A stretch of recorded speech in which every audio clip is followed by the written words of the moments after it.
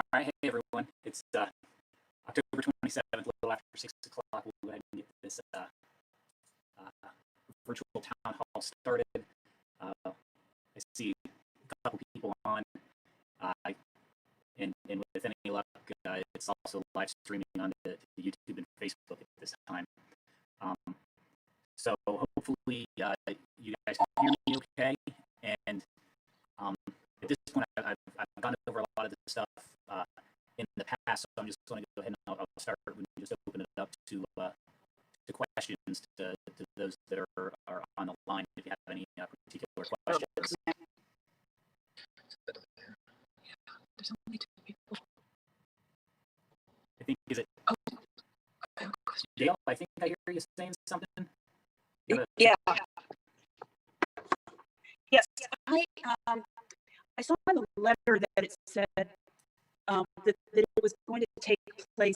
Let me see. It was going to a replacement of the water infrastructure in the worst affected area, Boswell Road westward. Did you mean Boswell Street westward? Yeah.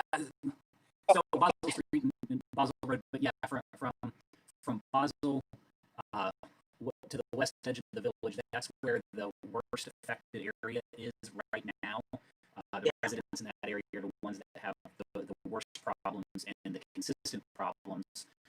So that would be, if the levy passes, where we would start our initial replacement efforts so that we can bring the relief to those people in that area first, and then start to go out to the rest of the village. Okay. I also had a second question. Can I? Yeah, absolutely. The other person, I think they dropped off, so right now it's just you. It's just me and you? Just doesn't anybody watching online.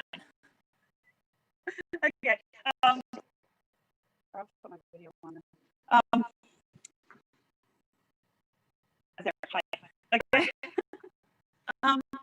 The other question I had was, okay, are the pipes in or okay, so when we turn our water on in the house, you know, it's brown and it also smells. So we tried some stuff, but you know, it always comes back. Is there any plan or any solution or something you want to let us in on for people who've had this water run through our pipes, and now you know, now it's kind of living in there. So what can we do about that? It is the first thing I'll say is a lot of times the smell is it runs through our hot water tanks. My house didn't have a smell for a while, and now every time I run the hot water, it does. A lot of hot water tanks have like a rod in there that's supposed to help attract some of the minerals in the water so that it doesn't eat away at our hot water tanks. And when those start to go bad, we get the smell. So replacing those is do it at home, do it yourself type project for some people. For some people, they use a plumber to do it because you do have to kind of turn off your hot water tank, drain a little bit out of it to release the pressure and release it. But that, for a lot of people, solves the odor because the odor is occurring when the minerals in the anode rod heat up and then it distributes out. But you bring up the other problem of the water that's been going through the pipes in our homes. And what we can do there is recommend everybody to flush their pipes. You know, it's hard to say each home is going to be different. 2 years ago, I replaced a bathroom in my home, and one of the pipes coming in was a cast iron pipe that had been there since 1940 when the house was built. And so it looked like a lot like the pipes throughout the village. It had a lot of the sediment inside. So, you know, but some of my other pipes, the more copper pipes or the pipes that were PEX, didn't have the sediment built up inside. So it's really a home-by-home type scenario there. But flushing the lines to help get that out, just like when we say let's flush our hot water tanks when we start to get odor in there, well and put a new anode rod in will help with some of those issues. And then, of course, having clean water mains throughout the village to make sure that the water's not picking up sediment to bring in will help as well.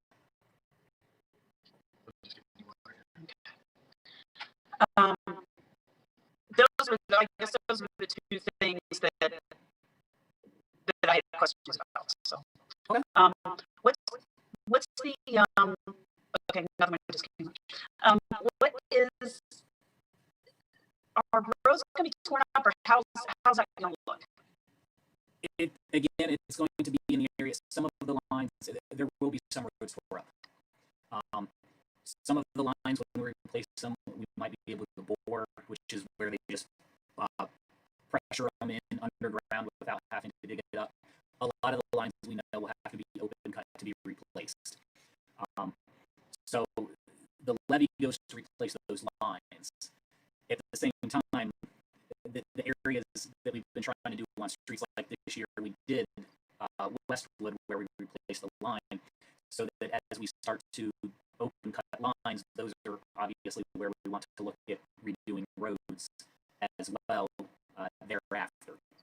The idea is we don't want to pave a road and then have to cut it open to put a new line. Yeah.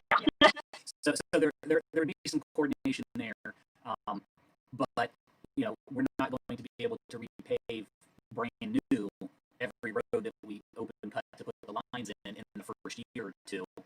But we do want to coordinate those because, like I said, we don't want to put a new road down and then cut it open to put a new line in.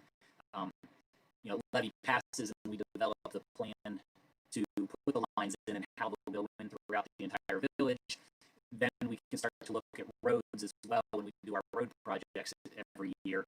You know, we're doing lines on these roads this year or under these roads. So if we have the funding to do those roads, it might be a good time to then pave that road after the line goes in. Okay. And the bond levy, $1 million bond levy, is that pretty self-explanatory with the paper you sent out, or maybe something on the website? I didn't want to waste your time going over the stuff, but no, whatever your speed was. That's exactly what this is for. So it is, you know, a $17 million bond levy. Because it's a bond levy that's secured against the property tax, we do get that funding almost immediately for the village to be able to start working. It's not like income tax where we would have to wait for funds to come in each year. It's secured by the bond, so we know that 17 million is available for us, so we can start to go out and bid the project and get started on it. If I did my IT stuff right, let me try something. You might be able to see my web page popping up here online and in place of my picture. And so on the web page, I have a property tax breakdown, so that everybody can go look at their property value and determine what that cost will be for them each year. There's a link to the auditor's website if you don't know your home value. But for instance, my home is valued at just under $150,000. So the property tax value, they put it at $52,000.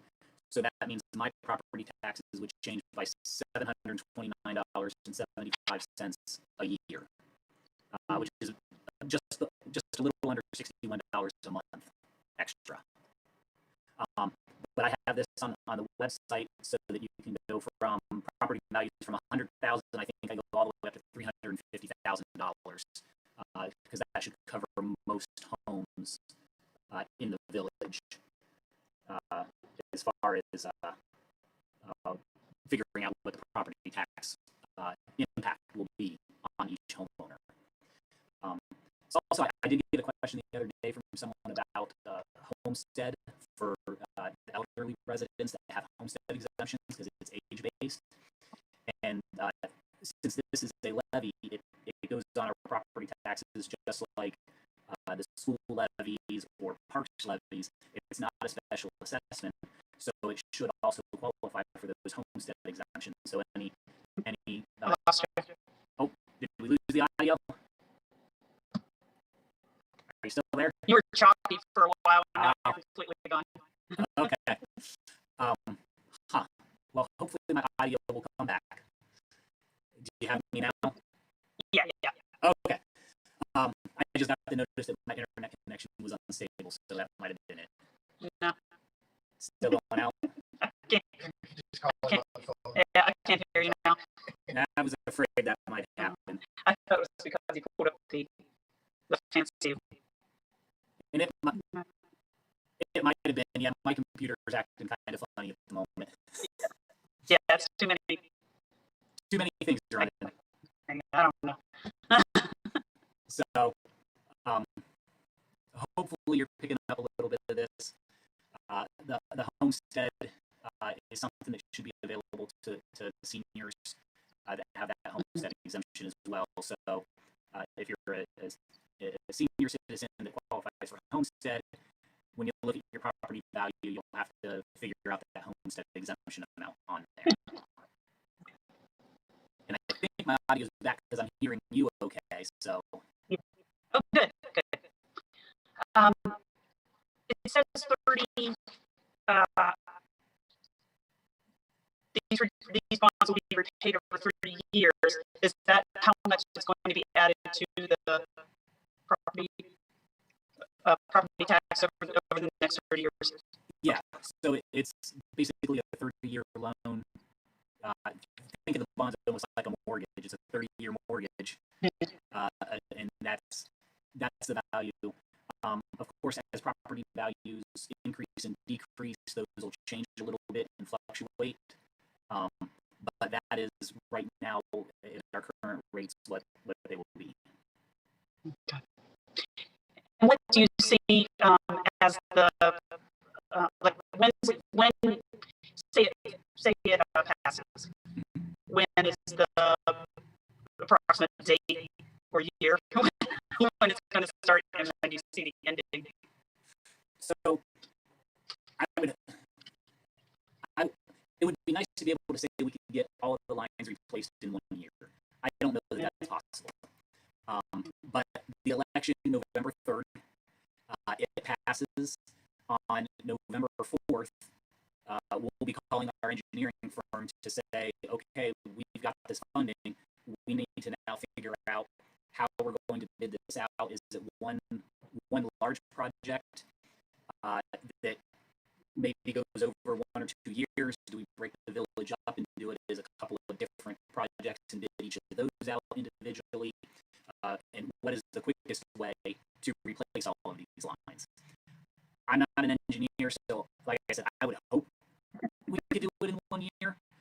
But that said, it's also 22 miles of water lines and connecting homes up to them as they get replaced and verifying tests. So can it get done in 1 year? I don't know. But because it's a bond levy, the day after the election, and we know it passes, we can start those planning procedures so that my goal would be March, April, ground thaws of 2021. We can start doing this. That sounds awesome. Okay. I don't know if I have any other questions. Do you have any questions?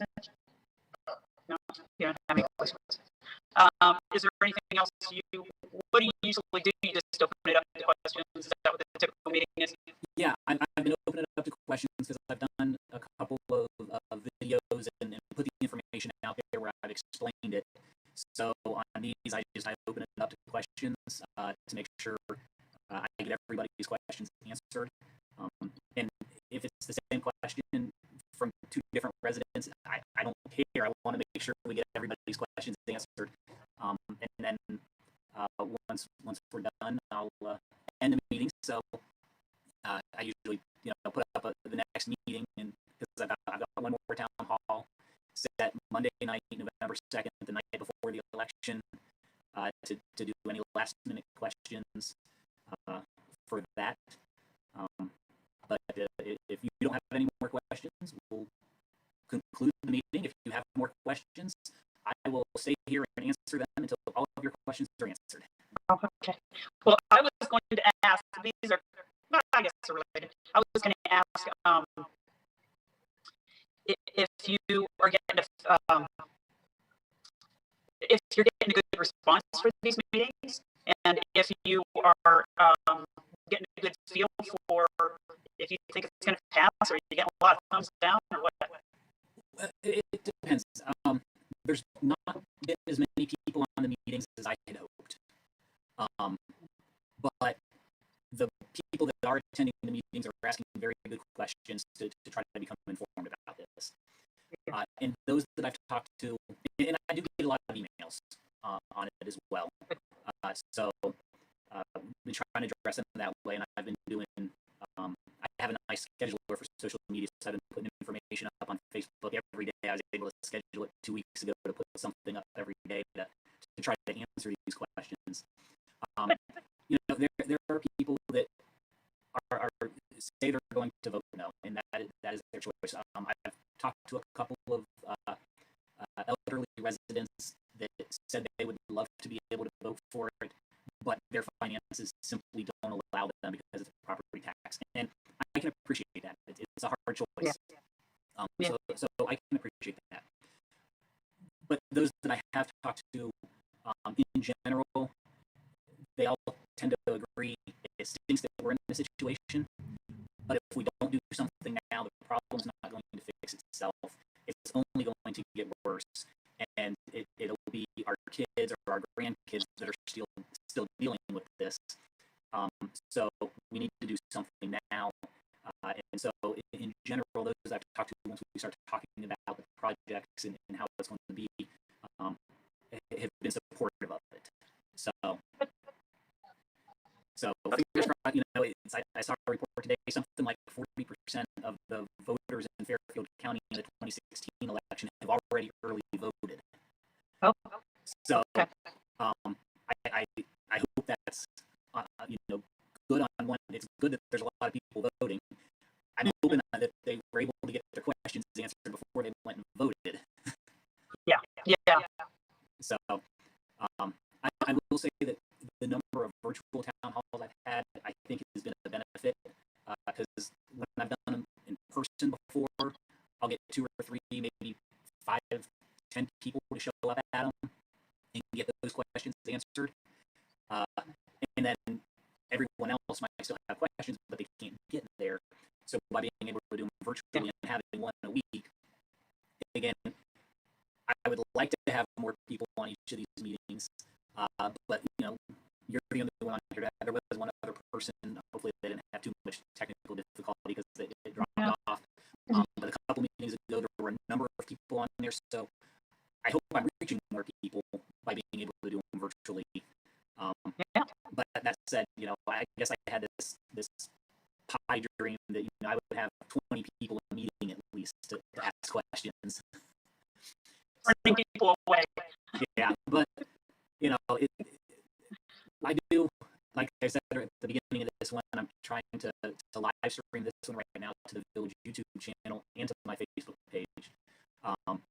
The prior meetings, I've posted them so that people can watch them.